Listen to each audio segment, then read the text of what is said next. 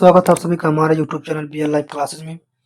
इसमें हम लोग कक्षा 6 के गणित का सॉल्यूशन कंटिन्यू कर रहे थे और यह है चैप्टर 5। चैप्टर 5 में हम लोग पढ़ेंगे क्या, बीजगणितीय अवधारणाएं। चैप्टर का नाम है बीजगणितीय अवधारणाएं। इसको इंग्लिश में कहते हैं क्या, अलजेब्रिक कॉन्सेप्ट। अलजेब्रिक कॉन्सेप्ट, तो इसका इंग्लिश नेम है अलजेब्रिक कॉन्सेप्ट। तो अलजेब्रिक कॉन्सेप्ट इसको इंग्लिश में कहते हैं कॉन्सेप्ट। तो अलजेब्रिक कॉन्सेप्ट में यानी बीजगणित अवधारणाएं में हम लोग केवल बीजगणित के बारे में जानेंगे कि बीजगणित होता क्या है।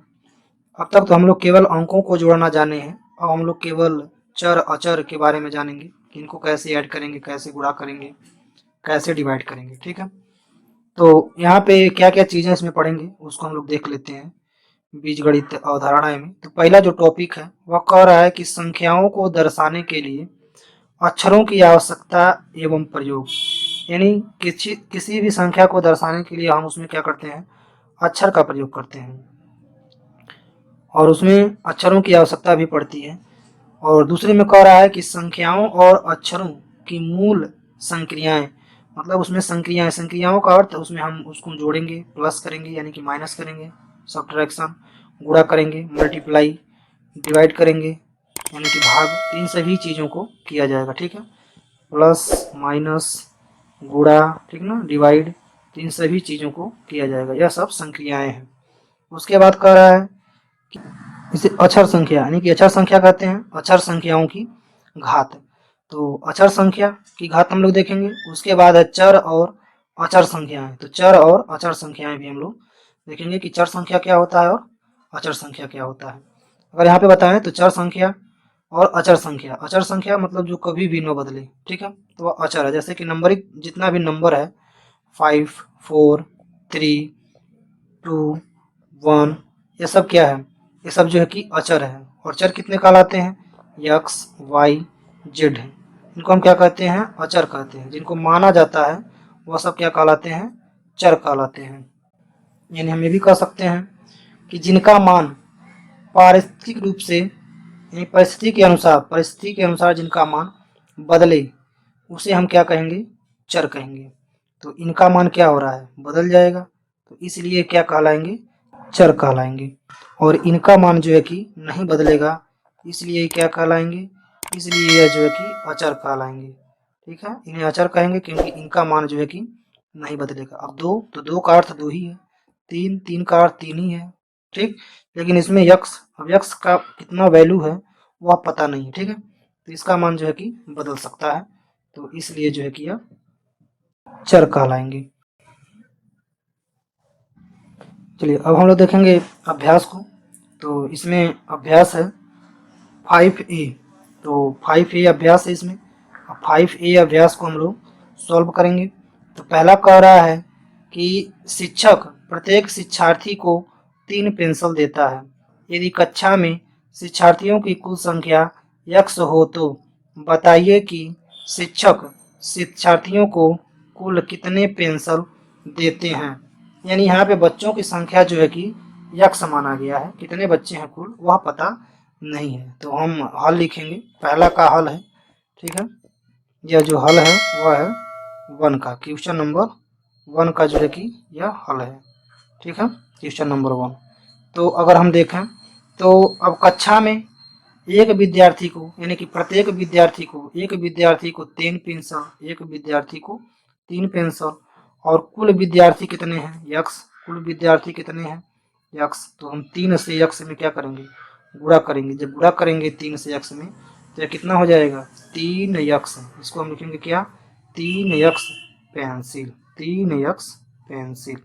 ठीक है, तो 3 यक्स पेंसिलें जो है कि बच्चों के बीच बांटना पड़ेगा। चलिए, तो यक्स यहाँ पे एक माना गया है, कितने बच्चे हैं वह पता नहीं है, तो यक्स माना गया है। तो यहाँ पर भी हम लोग यक्स क्या किए हैं, माने। ठीक है, यहाँ पर हम लोग यक्स माने हैं। चलिए अब क्वेश्चन नंबर 2। क्वेश्चन नंबर 2 क्या कह रहा है कि अपनी अभ्यास पुस्तिका पर रिक्त स्थानों में संख्याओं की जगह कोई बीजीय लिखिए। कोई बीज लिखिए, कोई बीज का मतलब कोई बीजी संख्या लिखना है, हमें बीजी व्यंजक लिखना है। कोई बीजीय संख्या हमको लिखना है हमें, जैसे कि एक्स वाई जेड में से कुछ भी लिख सकते हैं, एक्स भी लिख सकते हैं, वाई भी लिख सकते हैं और जेड भी, इन तीनों में से किसी को भी हम लिख सकते हैं। ठीक, तो जैसे मुझे पहला में यहाँ लिखा है कि 12 + 5 बराबर क्या 17, तो 12 की जगह हम क्या लिख सकते हैं, यक्स लिख सकते हैं। तो इस बॉक्स में नहीं आएगा तो हम यहाँ पे लिख देना है, ठीक है, यक्स लिख सकते हैं। उसी तरह से यहाँ पर है 40 - 10 बराबर 30, तो हम यहाँ यक्स के लिए क्या ले सकते हैं, यक्स लिख सकते हैं, यानी कि इसमें जो है कि हम यक्स लिख देंगे। ठीक, इसमें जो है कि हम यक्स लिख सकते हैं, यक्स, इसमें जो है कि हम यक्स लिख सकते हैं। ठीक, तो ऐसे ही सभी में भी लिख सकते हैं, यानी कोई हम बीजीय संख्या ले लेंगे, तो यहाँ पे गुणे में है तो 4 की जगह हम यक्स जो है कि लिख सकते हैं, और यहाँ पे जो है कि यहाँ पर भी हम क्या लिख सकते हैं, यक्स लिख सकते हैं। तो इसमें हमें यक्स भरना है तो हम यहाँ पे यक्स जो है कि भर सकते हैं। ठीक है, इसमें जो है कि हम यक्स भर सकते हैं, यहाँ पर भी यक्स, तो यक्स भी लिख सकते हैं।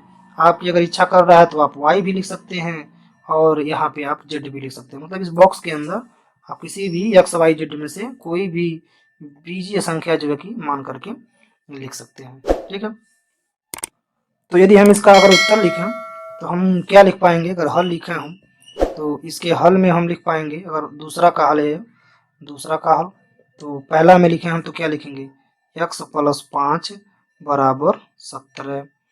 दूसरा में लिखा तो क्या लिख पाएंगे, हम दूसरा में लिखा तो लिख पाएंगे 40 - x बराबर 30।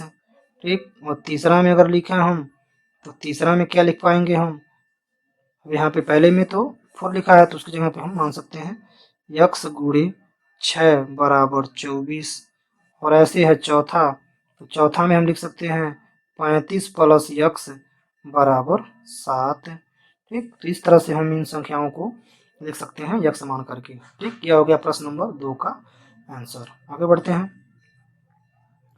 तो अब हम देखेंगे प्रश्न नंबर 3। तो प्रश्न नंबर 3 का हम लोग हल देखते हैं। प्रश्न नंबर 3 का यह हल जो है कि 3 का है। ठीक है, तो 3 में कह रहा है कि रहीम के पास 10 रुपए थे, उसने रजिया को कुछ रुपए दे दिए। कुछ मतलब हम जो चीज़ हमें नहीं पता कुछ, उसके लिए हम एक्स वाई क्या करेंगे, कुछ के लिए एक्स वाई हम मान लेंगे। ठीक, कुछ रुपए उसने रजिया को दे दिए, तो उसके पास कितने रुपए बचे, इस संबंध को जो है कि हमें अक्षर संख्याओं की सहायता से व्यक्त करना है। तो टोटल रुपया थे उसके पास कितने, 10 रुपए, तो अब 10 रुपए थे और कितने रुपए दे दिए, कुछ रुपए दे दिए, तो x रुपये उसने क्या कर दिया, दे दिया। ठीक, तो इसे हमें इसी रूप में क्या करना था, बीजीय रूप में इसे हमें समझाना था, तो यही क्या हो जाएगा, इसका आंसर हो जाएगा। अब हम लोग हल देखते हैं किसका, चौथा का, चौथे प्रश्न का हल देखते हैं। तो चौथा प्रश्न में क्या कह रहा है कि एक बागीचे में कुछ पेड़ हैं, कुछ पेड़ नहीं पता, हम x मान लेंगे, 50 पेड़ और लगा देने पर पेड़ों की संख्या 120 हो जाती है। तो इस कथन को, जो यह बात कही जा रही है, इसको अक्षर संख्या की सहायता से क्या करना है, व्यक्त करना है। तो हम मान लेंगे कि यक्स पेड़ बाग में थे और 50 पेड़ और क्या किए जाते हैं, लगा दिए जाते हैं, तो बाग में कुल पेड़ों की संख्या कितनी हो जाती है, 120 हो जाती है। ठीक, यह जो है कि संख्या की सहायता से इसको लिख करके व्यक्त किया गया। यह हो जाएगा प्रश्न नंबर 3 और 4 का उत्तर। ठीक है, अगला देखते हैं प्रश्न नंबर 5। तो यहाँ पर है प्रश्न नंबर 5। प्रश्न नंबर 5 कह रहा है, इसका भी हम लोग हल लिख लेते हैं कि अक्षर यन और यम के प्रत्येक प्रतिरूप को तिल्लियों की सहायता से बनाने की आवश्यकता है।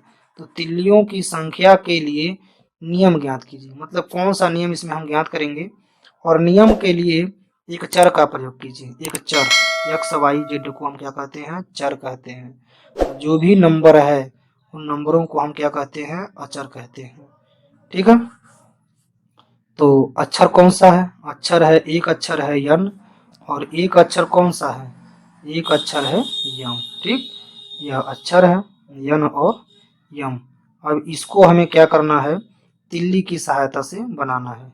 ठीक, माचिस की तीली देखे होंगे आप लोग, तो उसमें अगर यन को हम बनाएं तो n को बनाने के लिए एक तीली यहाँ लगेगा, यानी एक तीली इस तरह से, एक तीली हो गया जो इसलिए, और एक तीली जो है कि ऐसे लगेगा, ठीक है, एक तीली यहाँ लगा दिए, और एक तीली जो है कि इस तरह से ऊपर लगेगा, ठीक है, एक तीली यहाँ लगेगा। तो n की तरह क्या हो रहा है, ये दिख रहा है ना, तो यह जो है कि n बन करके तैयार हो जाएगा 3 तीली में। m बना है, तो m के लिए तो एक तीली यहाँ लगाना पड़ेगा, माचिस की एक तीली यहाँ, और उसके बाद एक तीली तो जो है कि ऐसे लगाना पड़ेगा इस तरह से, ठीक, इस तरह से एक तीली, फिर जो है कि एक तीली ऐसे लगाना पड़ेगा यम लिखने के लिए, यम जो अक्षर होता है, और एक तीली फिर ऐसे पुनः लगाना पड़ेगा, ठीक है। तो इसमें कितना तीली लग रहा है, तो यन में देखें तो 3 तीली लग रहा है, ठीक, तो 3 तीली, तो 3 तीली लग रहा है, तो इसके लिए हम एक अक्षर ले लेंगे, क्या, यन एक अक्षर ले लेते हैं या यक्स ले लेते हैं, और इसमें देखेंगे यम के लिए, तो इसमें जो है कि 4 तीली लग रहा है, तो उन तीली के लिए हम क्या ले लेंगे, यम, ठीक है। ये हमारा क्या हो गया, आंसर हो गया। हम इसको ऐसे भी लिख सकते हैं, 3x लिख सकते हैं, ठीक है, और कामा 4x भी लिख सकते हैं, 4x ए से जेड तक के किसी भी संख्या को हम क्या कर सकते हैं, मान सकते हैं, ए से जेड से किसी भी संख्या को हम मान सकते हैं, ए बी सी डी जो भी इच्छा करें उस संख्या को हम लोग चर के रूप में मान सकते हैं। यह हो गया प्रश्न नंबर 5 का हल, ठीक है। Thank you.